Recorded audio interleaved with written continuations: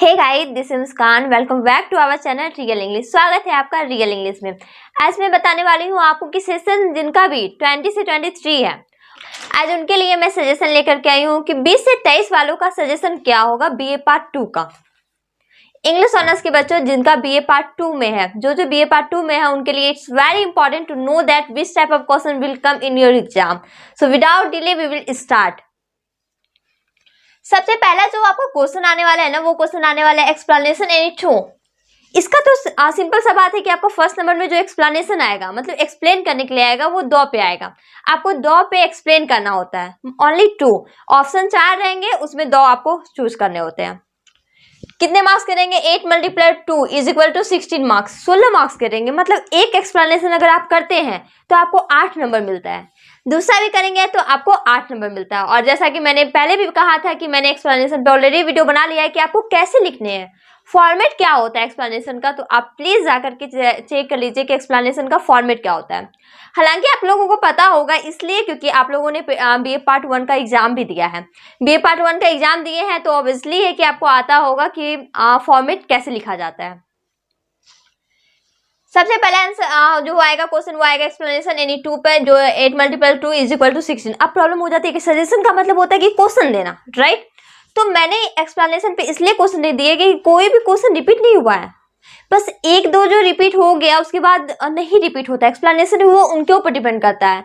तो आपको क्या करना है ना, फॉर्मेट याद करना होता है। और जो भी आप पोएम पढ़ते हैं ना, तो उस पोएम को आप एक बार पढ़ लीजिए कि उसके लाइन क्या क्या है और उसका मतलब समझ जाइए। तो देखिए, फिर जो भी लाइन आएगा उसमें कुछ ना कुछ वर्ड आपको ट्रिक मिल जाएगा यूज करने के लिए, और उस वर्ड से मिल जाएगा आपको पता कि ये कहाँ से लिया गया है। मैकबेथ से लिया गया है, the importance of being earnest से लिया गया है। तो ये एक्सप्लेनेशन एनी 2 समझ गए आप लोग। नेक्स्ट जो क्वेश्चन आएगा आपका, वो आएगा discuss Macbeth as a tragedy of over ambition. इसमें और भी कुछ लाइन एडेड होंगे, मैंने शॉर्ट फॉर्म में ले लिया है। आपको क्या करना है ना, मैकबेथ को मतलब डिस्कस करना है एज ए ट्रेजेडी के रूप में, कि ये जो मैकबेथ जो बुक है वो एक ट्रेजेडी कैसे है।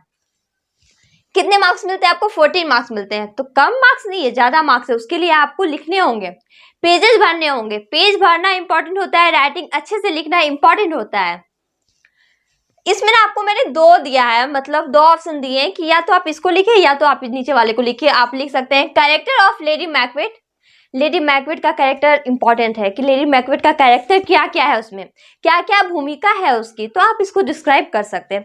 या तो फिर मैकबेथ। अगर इन दोनों में जो भी आ जाएगा, अगर आपकी कुछ भी तैयारी नहीं है, इंग्लिश वेरी वीक है, तो आप एक ट्रिक देती हूँ मैं, वो ये है कि आपको मैकबेथ याद होगा कि मैकबेथ में क्या क्या हुआ, मैकबेथ में कौन राजा थे, क्या स्टोरी है उसमें, क्या बताया गया है। बस आप उसको एक बार वीडियो देख लीजिए, उसमें कहना क्या चाहता है, बस उसी स्टोरी को जाकर के आप लिख दीजिए, आपको मार्क्स बिल्कुल मिलेगा। हाँ, राइटिंग अच्छा होना चाहिए और पेजेस ज्यादा लिखने होते हैं।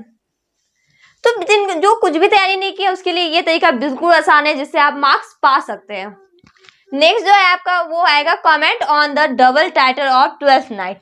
या तो 3rd नंबर पे आपका ये क्वेश्चन आएगा, या फिर स्केच द कैरेक्टर ऑफ वेला। वेला के ऊपर कैरेक्टर आपको लिखने होते हैं कि वेला कौन, कहाँ, कैसे, क्यों, ये बताने होते हैं। या तो फिर आप comment on the double title of 12th night के बारे में दिखा देंगे। ये भी आपका 14 मार्क्स का है, that is also the marks of 14। उसके बाद आपको क्या करने होते हैं ना, मतलब इसको कवर करना होता है, इसको कवर करना होता है, इसको कवर करना होता है। और 40 मार्क्स कम वाली बात नहीं है, इसमें आपको लिखने होंगे, मार्क्स लेने के लिए लिखना होता है, मेहनत करना होता है। तो जब आप अगर कुछ भी समझ में नहीं आ रहा है, तो आप जो भी 12th नाइट पे पढ़े ना, बस उसको जाकर लिख दीजिए। मैंने पहले भी कहा था, अभी भी कह रही हूँ कि जो भी स्टोरी आपको पता है उसको हूबहू लिख देना है इंग्लिश में, and you will finally get a good marks.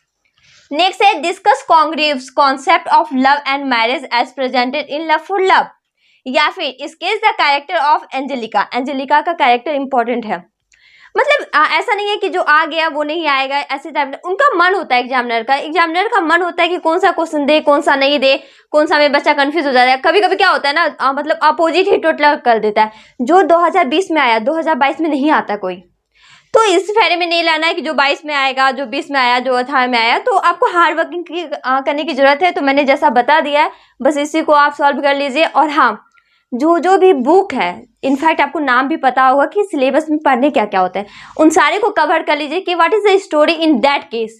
आप अगर स्टोरी को कवर कर लेते हैं तो वहाँ बस इस स्टोरी को इंग्लिश में जाके कन्वर्ट करना होता है, तो आप गेट मार्क्स पा सकते हैं, गुड मार्क्स पा सकते हैं, अच्छे मार्क्स ला सकते हैं।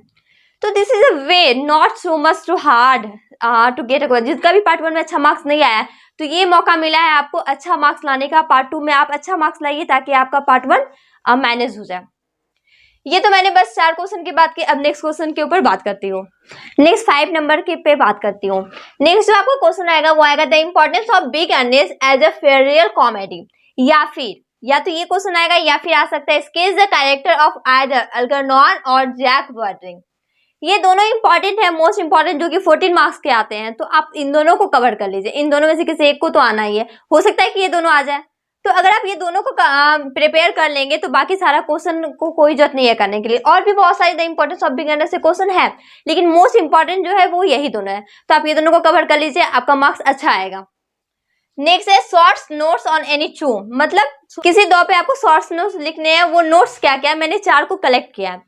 एक है फेरी, एक है कॉरस, एक है catharsis and tragicomedy. This is most important.